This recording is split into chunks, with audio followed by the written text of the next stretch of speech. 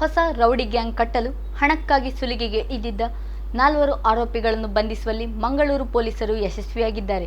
ಬಂಧಿತರನ್ನು ಮಂಗಳೂರು ನಗರದ ಕುಲಶೇಖರದ ದೀಕ್ಷಿತ್ ಪೂಜಾರಿ, ಸೋಮೇಶ್ವರದ ಚಂದ್ರಹಾಸ್ ಪೂಜಾರಿ, ಕೋಟೆಕಾಡ್ನ ಹೇಮಚಂದ್ರ, ಸುರತ್ಕಲ್ ಚೇಳಾರಿನ ಸಂತೋಷ್ ಪೂಜಾರಿ ಎಂದು ಗುರುತಿಸಲಾಗಿದೆ. ಇವರ ಮೇಲೆ ಬೇರೆ ಬೇರೆ ಠಾಣೆಗಳಲ್ಲಿ ರೌಡಿ ಶೀಟರ್ ತೆರೆಯಲಾಗಿದೆ. ಈ ಕುರಿತಂತೆ ಸುದ್ದಿಗೋಷ್ಠಿಯಲ್ಲಿ ಮಾಹಿತಿ ನೀಡಿದ ಪೊಲೀಸ್ ಆಯುಕ್ತ ಶಶಿಕುಮಾರ್, ದರೋಡೆ, ಕಳ್ಳತನ, ಸುಲಿಗೆ ಮೂಲಕ ಮೊದಲು ಹಣ ಗಳಿಸುವುದು ಮತ್ತು ಬಳಿಕ ಕ್ರಿಮಿನಲ್ ಹಿನ್ನೆಲೆಯುಳ್ಳ ವ್ಯಕ್ತಿಗಳ ಕೊಲೆ ಮಾಡುವುದು ಹಾಗೂ ಮಂಗಳೂರಿನ ಕ್ರಿಮಿನಲ್ ಚಟುವಟಿಕೆಗಳ ಮೇಲೆ ನಿಯಂತ್ರಣ ಸಾಧಿಸುವುದು ಬಂಧಿತ ಆರೋಪಿಗಳ ಯೋಜನೆಯಾಗಿತ್ತು. ಇವರು ಮರಳು, ಗಾಂಜಾ ದಂಧೆಯಲ್ಲೂ ಭಾಗಿಯಾಗಿದ್ದರು. ಭೂಗತ ಪಾತಕಿ ರವಿ ಪೂಜಾರಿ ಹಾಗೂ ಕ್ರಿಮಿನಲ್ಗಳ ಜೊತೆ ನಿಕಟ ಸಂಪರ್ಕದಲ್ಲಿದ್ದ ಇವರು ತಮ್ಮದೇ ಆದ ರೌಡಿ ಗ್ಯಾಂಗ್ ಕಟ್ಟಲು ಸಿದ್ಧತೆ ನಡೆಸಿದ್ದರು. ಇವರು ಸುಲಿಗೆಗೈದ 2 ದ್ವಿಚಕ್ರ ವಾಹನ, ನಗದು, ಮೊಬೈಲ್ ಫೋನ್, ಮಾರಕಾಸ್ತ್ರಗಳನ್ನು ವಶಕ್ಕೆ ಪಡೆಯಲಾಗಿದೆ.